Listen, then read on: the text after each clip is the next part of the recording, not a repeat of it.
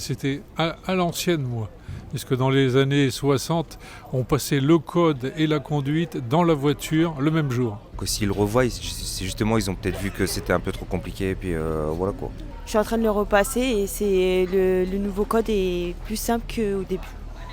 Depuis sa mise en place en 1921, le code de la route et l'examen qui l'accompagne n'ont cessé d'évoluer. En plus de 100 ans, ils se sont adaptés à un nombre de véhicules et un trafic sans cesse croissant. Pour coller à son époque et à la réalité du terrain, l'examen théorique du code de la route a fait peau neuve le 12 septembre dernier, avec des questions entièrement renouvelées.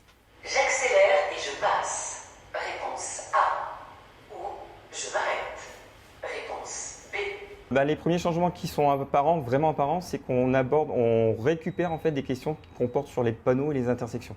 En fait, l'objectif en fait au niveau du code, là, c'est qu'une fois que vous arrivez en voiture, vous connaissez vraiment la signalisation, aussi bien panneaux et marquage au sol, et vous savez gérer les intersections.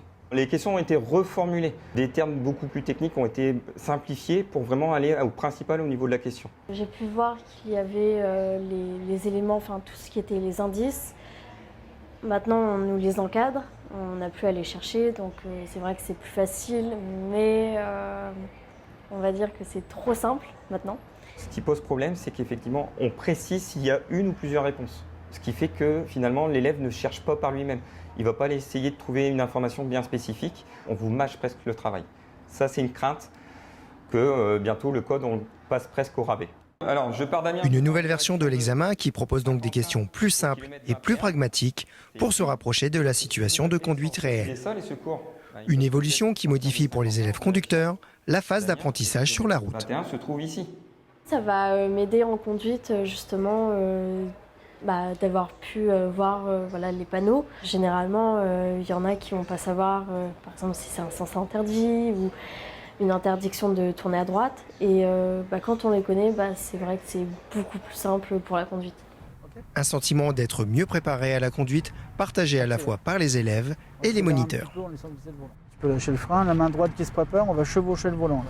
Devant les yeux, passe par-dessus ta main gauche. Depuis 2016, la dernière réforme du code, effectivement, on a de plus en plus d'élèves qui arrivaient en conduite, qui avaient le code, l'obtention du code, mais qui ne savaient pas ce que c'était qu'un panneau de signalisation. Pas mal de fois, moi j'étais surpris parce qu'il y a des élèves qui confondaient interdiction de tourner à droite ou à gauche avec un panneau de sens interdit. Les auto-écoles on va prendre à gauche, n'ont plus le privilège d'assurer les séances de code complètement. Et comme les élèves avaient le droit de passer le code en candidat libre un peu partout, il y en avait qui ouvraient le code mais très rarement.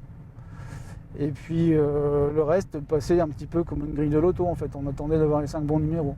Pendant 7 ans, il a fallu qu'on refasse du code en pratique, alors que normalement ils devaient être au volant en sachant pertinemment comment gérer le code eux-mêmes.